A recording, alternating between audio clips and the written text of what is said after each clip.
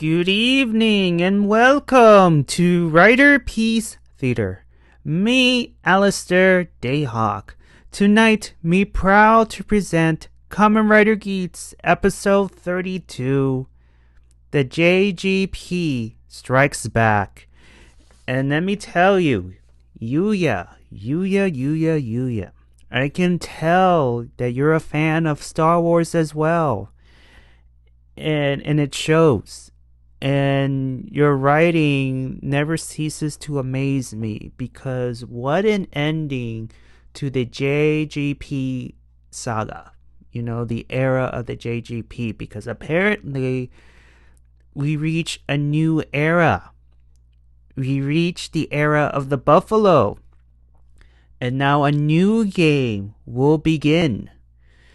And my God, the fighting between Bufa and Geats, I have to say, like, this season of Kamen Rider, the stun team, my God, you can tell that they're really working their asses off on this one. You can tell, like, this season is so different compared to the many others that I have seen, especially towards the stunt team. Like, Jesus, I mean, you can tell, like, things are getting better within the stunt team, and they're working their asses off. And kudos to the suit actor who bears the title of Geats, because Jesus, he's very good. I don't want to say too much because we have a recap to go through, and I don't want to make this long as it is, but if it ends up being long, so be it. Because I have lots of things to say, and now with this chapter is closing, well, it's closed now, but now that this era, this arc is closed, a new arc will begin. And my God, I mean, we're barely on the 30s mark, and already shit has gone down. More tea has been spilled, and we knew it was only a matter of time before Ace and Niram were to butt heads and fight, but I didn't know that it was this soon. But apparently, according to Jean, that Azu 2.0, the Mistress of Games, Michinaga, and the rest of the anti-rider gang had planned this from the very beginning, according to him. And I have lots of things to say, amongst others. So, without further ado, let us begin with our tale. So, we start where we left off. You see Ace looking at fake goddess of creation, the monstrosity, the fake one, and he just looks defeated.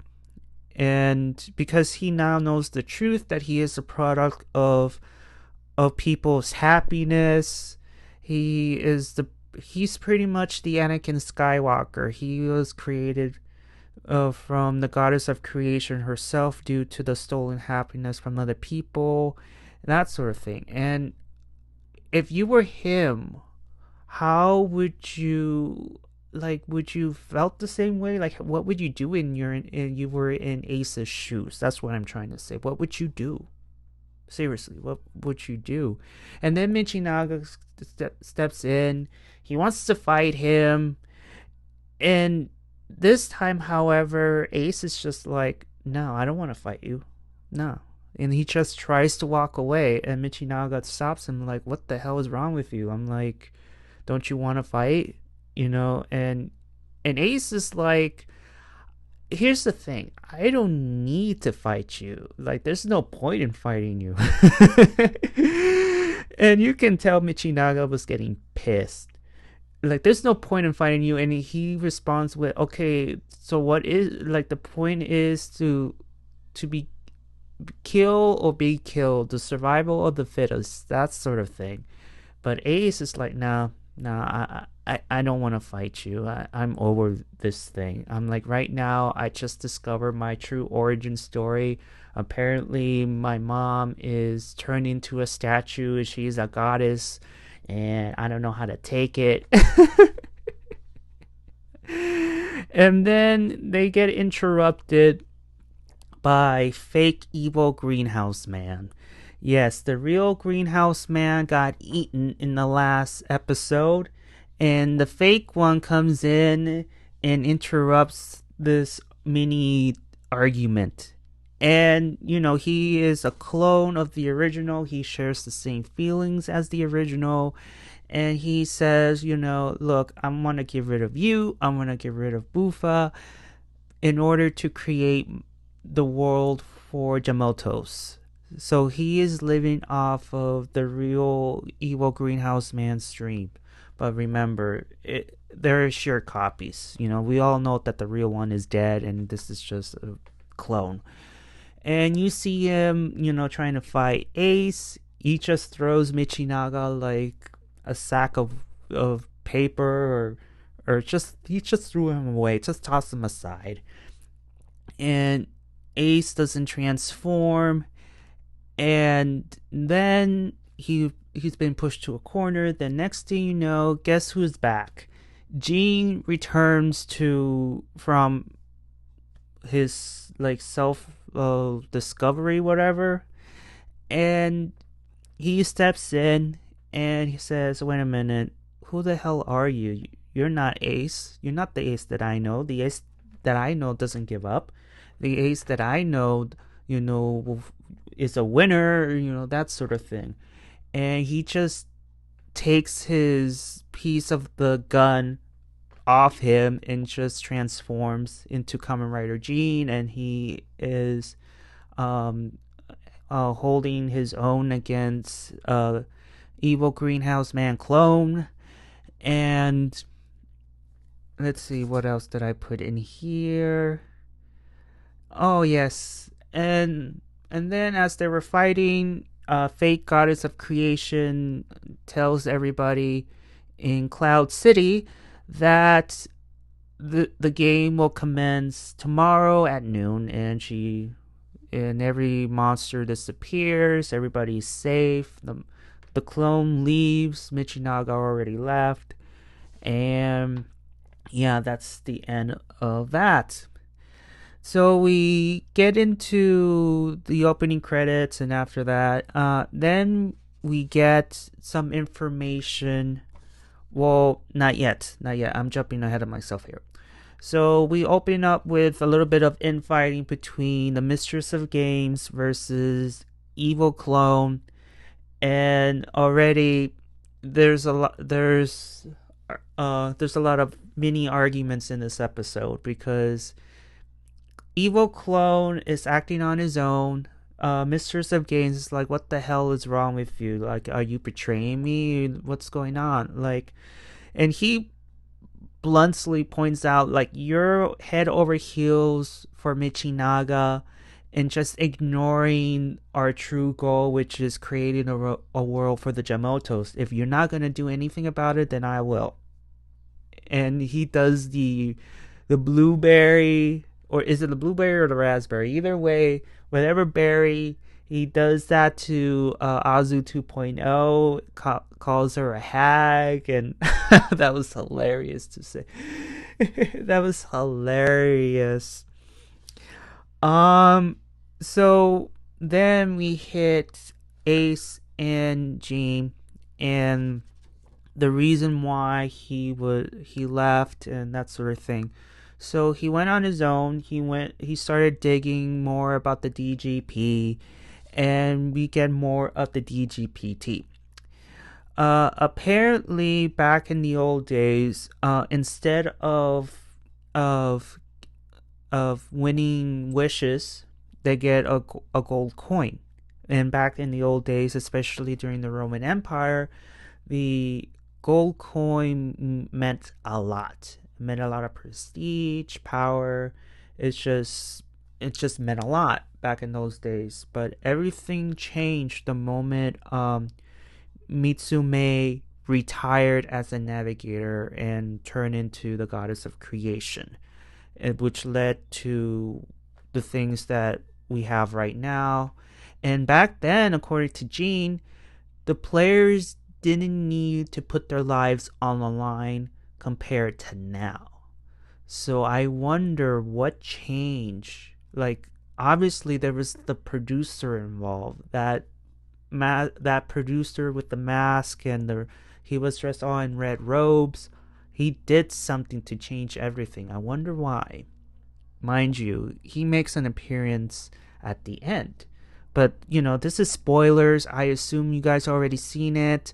So don't come crying to me on the comments below. Oh, you spoil it. Don't give me that crap. So, so we move to, let's see, Gene. So Gene also says that if you really want answers, why not go to the source? Talk to your mom. And the only way to do that is you need to gain access to the vision driver, either from reclaiming the stolen one or ask Niram for permission and he will take you there. And before he does it, he gives the booster buckle to Ace. Why? I have no idea, because he has the booster mark too.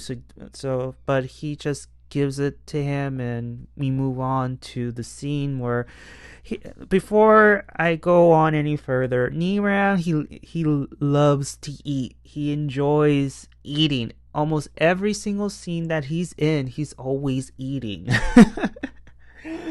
And this time he is in the waiting lounge and he's eating escargot. It's like a French delicacy, and we see him for right there eating snails.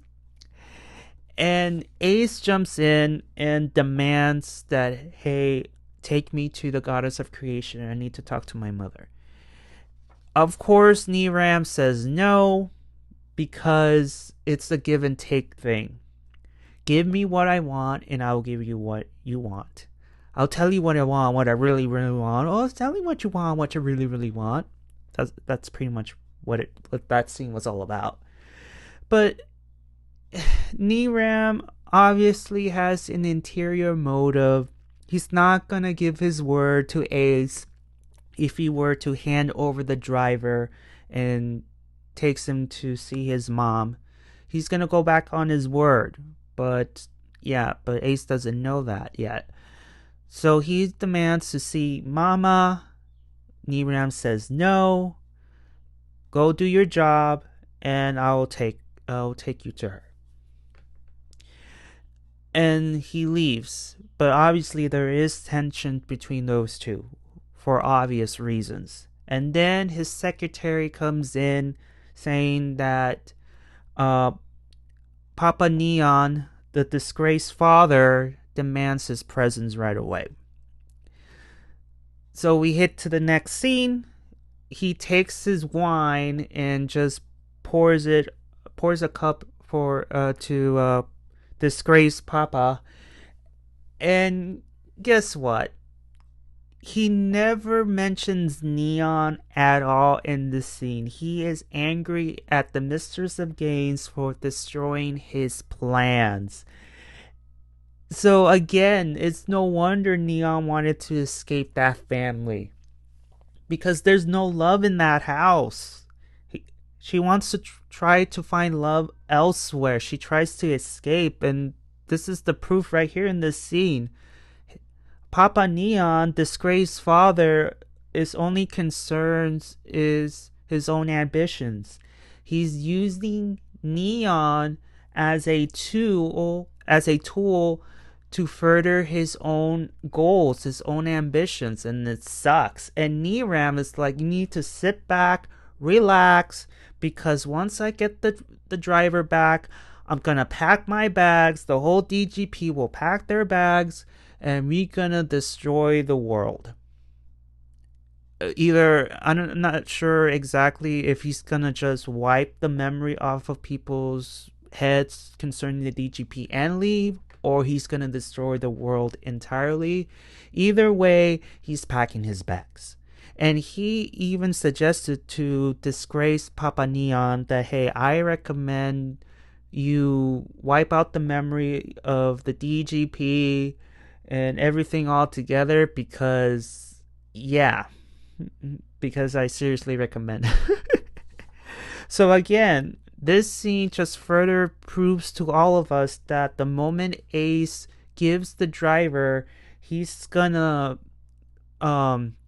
pretty much get rid of Ace, get rid of everybody, and then does the final judgment and go to another world. And the whole process repeats. It's just, my God. Yeah, so he's not gonna keep his word. So after that, so we move on to let's see, let me check my notes. Yes. We get to see Azu 2.0 and Michinaga. They have a mini discussion. She says, "Oh, I have a discussion with evil greenhouse man, the fake one, the clone. And if he starts trouble again, I will deal with him. Don't worry about it." And she also mentions that after you're declared the victor, we're gonna start cutting ties. And Michinaga was very happy about that. Like he doesn't want to tag team with anybody. Yeah. But before that, Michinaga asked, like, why did you choose me? And he wanted the actual truth.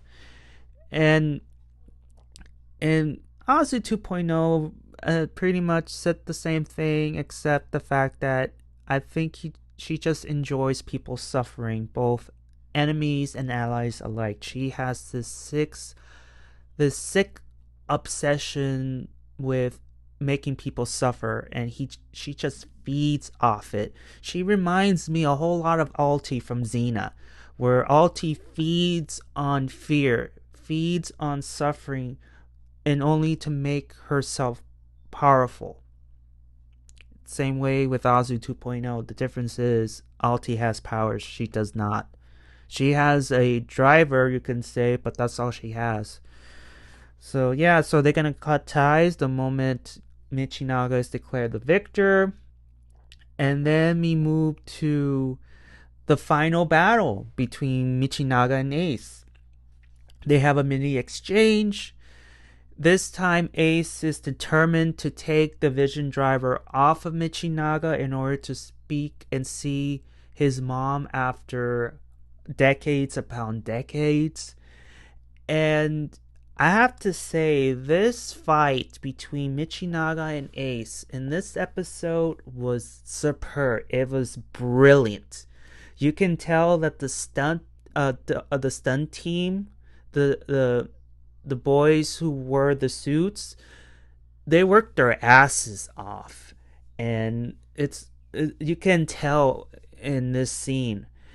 And unfortunately, well, before that, the fight was very great, and it looked like by the end of the fight, it looked like finally after all these years, the moment Michinaga met Ace and declared him public enemy number one, finally gives Ace a defeat. It looked that way until it was discovered that it was all part of Ace's plan to drop Michinaga off his game in order to take the Vision Driver away from him. He got duped by the Fox. He was pissed. And, Ace takes the driver and he's just like, thank you, goodbye, you're done, see ya. And he teleports himself away, and Michinaga is furious, while Azu 2.0 in the background is just like, just witnessing everything. And then we hit the scene everybody is waiting for, the reunion between the goddess of creation, Ace's mom and Ace himself. And you can tell by this scene that Ace is finally get to see his mom, but unfortunately as a statue. But either way, you can tell and you can see from the tears that after all these years, I get to see you again. And he just wants answers. Unfortunately, she cannot respond. And then Niram jumps in and breaks up the reunion, and and um and of course Ace is asking these important questions like, how come she's not reacting to my words? What's going on? I want some answers. And Niram obviously does not want to give Ace any answers. He just lies and lies and lies. That your mom agreed to this. She agreed to be turned into a statue and help us and make the DGP better and all that, all that BS, all the corporate BS you can imagine. And Ace was like, you're effing lying. You're lying. I need to know the truth. Tell me the truth. Did she really want, like, all the things that I have learned? Did she really wanted to do this? And of course, Niram was like, yeah, of course she did. What else, But then all of a sudden, you hear this piercing sound coming from the statue, and it sounds like the statue was in pain. And Ace took it as, wait a minute, why are you crying? So it's her way of telling Ace, like, hell no, I did not ask to be turned into a statue, be turned into a tool for the DGP. Like, I didn't want this. And there's a cutscene where Michinaga and Azu 2.0 was listening to the pain, and obviously Azu 2.0 was feeding off as she is like laughing and all that stuff. And then it leads to the fight between the inevitable, like, the fight was gonna happen either way. It just came in sooner. The fight between Niram and Ace for the goddess of creation, for Ace's mother's freedom. So they get into a fight, they transport themselves off of the goddess of creation's room, and they head to quote unquote Cloud City. Meanwhile, the fake one announces, hey, it's noon. Now it's time to play the game again.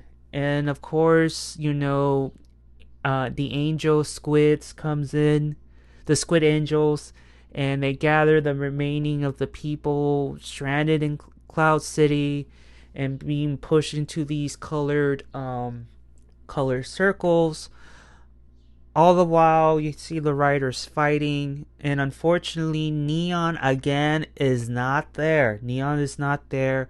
Kawa is gone, so there's no one to help save the people being pulled into this sick little game. And Gene, on the other hand, he is there, but he doesn't help. He is witnessing the fight between Niram and Ace. And you can tell that Ace was having a bad time trying to land a punch to Niram because he has this force field and all that stuff. But luckily, he just made one punch. Unfortunately, he couldn't continue the fight because of the negative effects of the booster 2 form. So again, before Gene was able to throw his gun to give it to Ace, Niram just throws him into the pit to get turned into a bubble and get sucked into the crystal. Luckily, again, Gene steps in, throws the gun. We get the laser form, and you see Niram and Ace fighting in the hole in the pit.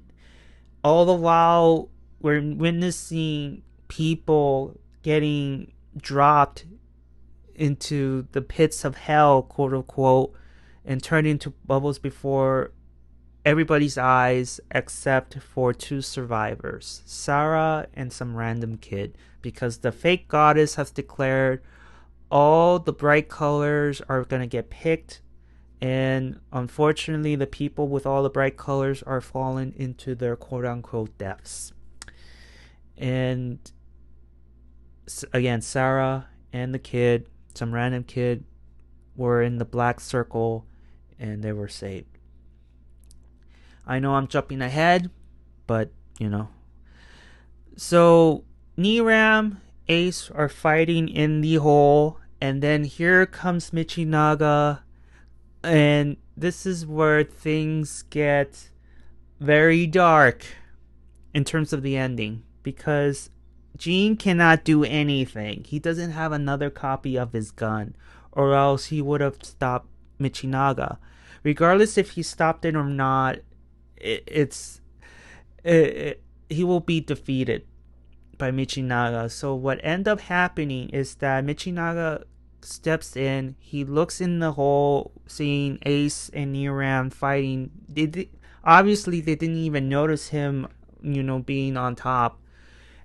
And as they both use their final attacks on each other, Michinaga uses his final attack of his own and grabs both riders and just throws them like they were in the middle of the pit. All he had to do was he grabs them and he just completely throws them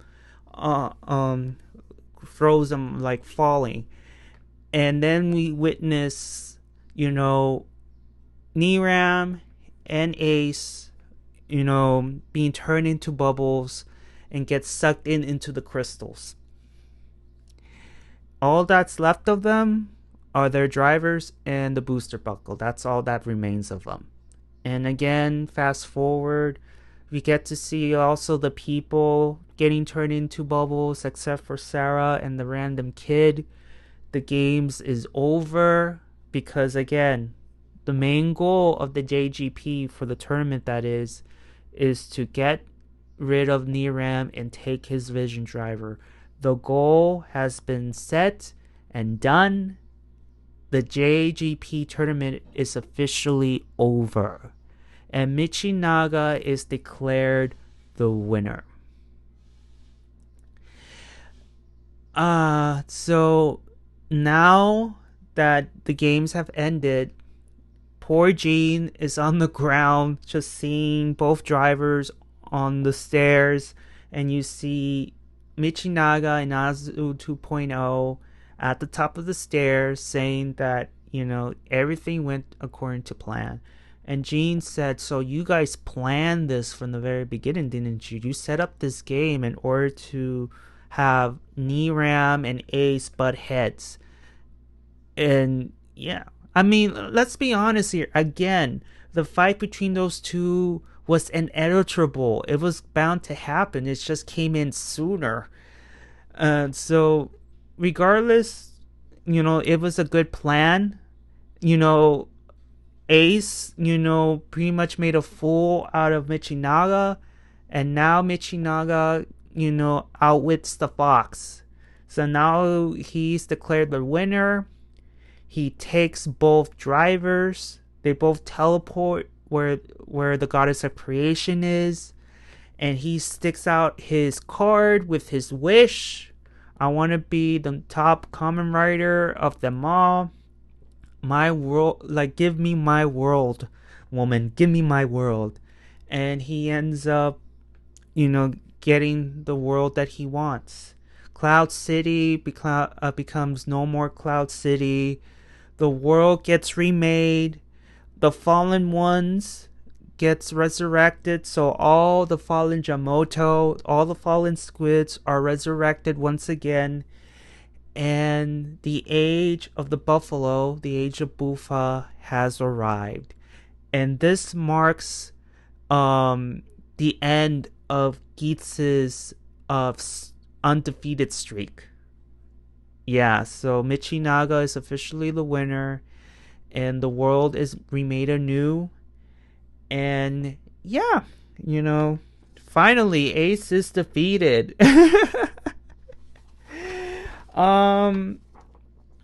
However, even though Michinaga has won, we get into the final scene of this arc where the world is remade. However, we get transported back to the Temple of Desire, where we get to see the same masked man with the red robes with a table full of 6 ID cores. And the ID cores are, Geats, you have Tycoon, you have Neko, Neon Sparrow, Pumjack, the Wolf. 6 ID cores are present in this table, and the masked man has declared the what's it called? The royal, is it what? The Desire Royal or the Royal Desire? Either way, let's call it the Royal Rumble for now, but it's like the Desire Rumble. I got it right the second time, I believe. The Desire Rumble has been announced. A new tournament will begin. The chosen 6 riders will come in and play and try to dethrone Michinaga. And that is the end. There's gonna be no more JGP apparently, because the logo has changed now. So yeah, that is the end of this episode of our story. Golly Yuya, my god, this reeks of Empire Strikes Back. I mean, wow. You never ceases to amaze me, Yuya. I mean, kudos to you. What a great ending to this arc, because we now reach a new era, the era of Bufa. And this marks the end of Ace's undefeated streak. It's officially over. He's like 5-1 now.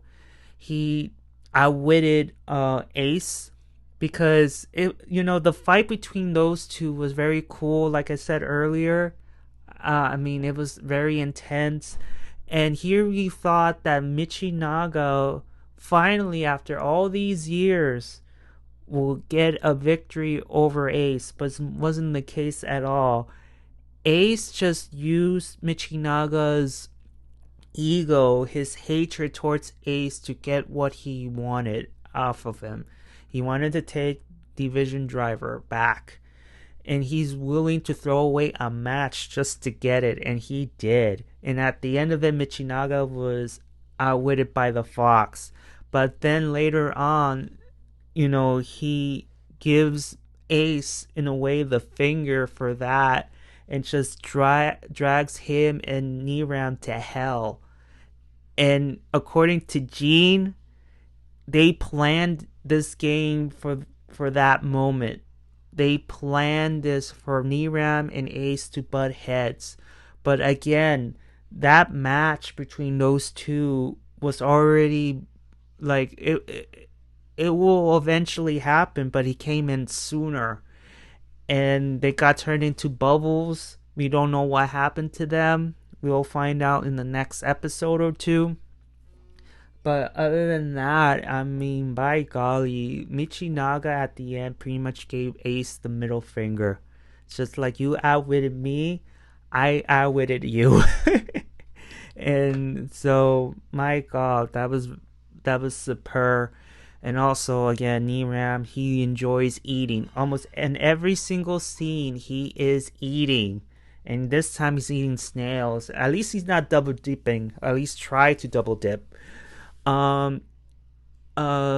Disgraced father doesn't care about Neon. And just this doubly confirms that he does not care. Like, he doesn't even know where she is. And it's just, he's all upset that Azu 2.0 messed up his plans, and like, my god. And then evil clone of the evil greenhouse man is breaking his chains, so to speak. He wants to break away from the JGP because, he claims that the Mistress of Games is head over heels for Michinaga, and ignoring their true goal. So he wants to create a world for the Jamotos himself. So there's gonna be more infighting between the villains, I guess. Um, Other than that, what a sad, dark episode to end it with, and then we hit to the new arc. Now, before I end it here, I have to say this: is the masked man with the red robes? Is he the same guy from back then when she turned when he turned Mitsu when he turned the mom into a statue? Is he the same guy, or this is a brand new guy? Either way, he has an important role to play, and I'm guessing now that Niram is gone for the moment, and Chirami is a disgraced game master, I don't think he's gonna be involved in picking the writers. Anyways, any case, I think he's gonna handpick his writers, and we don't know who he is yet, and we will see like what's gonna happen. I believe maybe he could be the final boss. I don't know, but he has a role in this now, and you see him with the table with the 6 ID cores, and he's gonna pick his chosen, and the fight in the Desire Royal will begin next week. I can't wait. I can't wait. So, yeah, I don't think I have anything to say, because if I don't have anything to say, I'm going to start to ramble. So, I'm going to end this right now. So, thank you so much for listening, and tell me, did you like this episode? And did you dislike it? If you dislike it, just write in the comments below. Tell me why you dislike it and what would you change. For me, I don't need to change one bit, because by God, this episode is Empire Strikes Back. In this case, is JGP Strikes Back, or hell, Revenge of the JGP. Either way, this is Star Wars, the Star Wars vibes, and just, I mean, you can tell Yuya loves Star Wars. He likes wrestling with the Too Sweet. It's what's the other gig? Hunger Games, the Battle Royale. It has everything in those genres just put it into this show, and like, golly. And also, it looks like Pum Jack and the Wolf and others will come back. Is it going to be the same actors? We don't know. We've seen 2 people receive their flowers. We may get a new Wolf and a new Sparrow. No, I don't think we need a new Sparrow, but I think we're going to get new people and some old people back, because, again, a new tournament will begin. And my God, it's going to be really good, because we're hitting to the 30s into the 40s, and then right in the middle of the 30s, we're going to get the final form of Ace. We possibly gonna get a new form from Kawa, and hopefully Neon as well. But we're on the road to the final forms. So, yeah. Anyways, I'm gonna start rambling. This video is already long, so I'm gonna end it here. Thank you so much for listening. And for those who didn't like this episode, this recap episode, I mean, that's okay. Thank you so much for listening anyway. And I will see you all next week on Riderpiece Theater. I will see you all on the other side of Oblivion. Also, give a like and subscribe, because it helps. Thank you so much, my fellow writer fans. I will see you all on the other side of Oblivion. Johnny!